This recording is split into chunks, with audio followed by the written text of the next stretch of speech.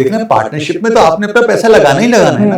देखें, एक ही गिलास है, इसकी कीमत जो है 100 रुपए है।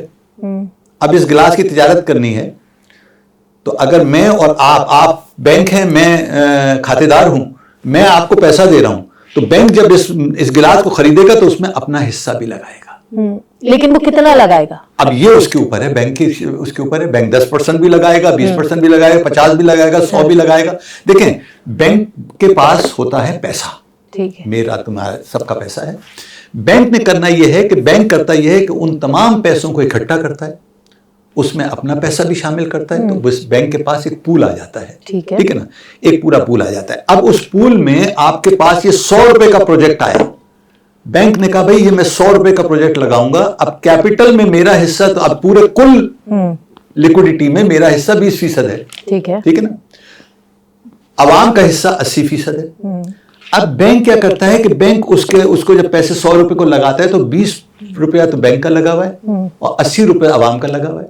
इसी तरीके से जब वो पैसे से जब प्रोसीड्स आएंगी तो सबसे पहले बैंक उसमें से 100 रुपए निकालेगा।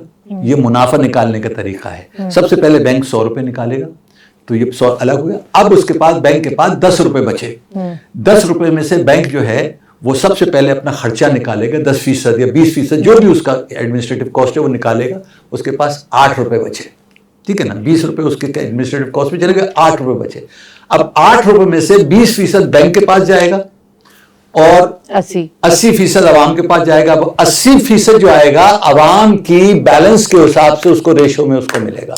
यानी आपने 10 लगाया है, इसने 20 लगाया है, इसने 30 लगाया है, इसने 40 लगाया है, 40 मुनाफा हुआ है, तो आपको 10 मिलेगा, इसको 20 मिलेगा, इसको 30 मिलेगा, इसको 40 तो वो जो शुरू में जो 100 लगे थे और वो 100 पहले बैंक ने निकाल के अलग रख लिए, वो किस खाते में अलग? बैंक ने तो अलग नहीं रखे, बैंक ने तो 100 रुपए को लगाए हैं बैंक। हाँ, और जब इसमें से जब जो इकोनॉमिक एक्टिविटी हुई जी, इकोनॉमिक 120, इसमें इकोनॉमिक एक्टिविटी 120 की हुई, तो उसमें से 100 उसने अलग कर दिए, 20 उसके पास बचे।